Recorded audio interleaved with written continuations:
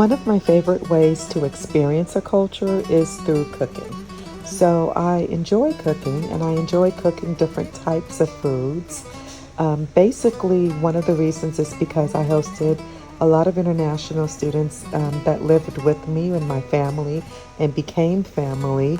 And I also try to learn how to cook some of their traditional meals.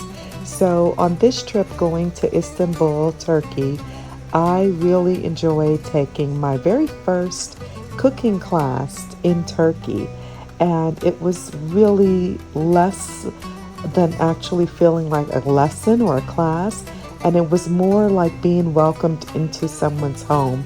And you can see from the pictures that it really felt like you were at someone's house, and the decor was cozy, was warm, it was soothing. It was everything that I love about traveling, the exist for travel style, which is intentional, which is to be immersed in the culture. And taking this cooking class really did that for me. And I was able to share it with my student who's like a daughter to me, and her name is Damla. She was a student of mine, and now she is out there speaking English on her own. And again, she's like a daughter. I have so many wonderful people that I absolutely love in Turkey, and they are part of now my family. So I'm really happy to be able to say that.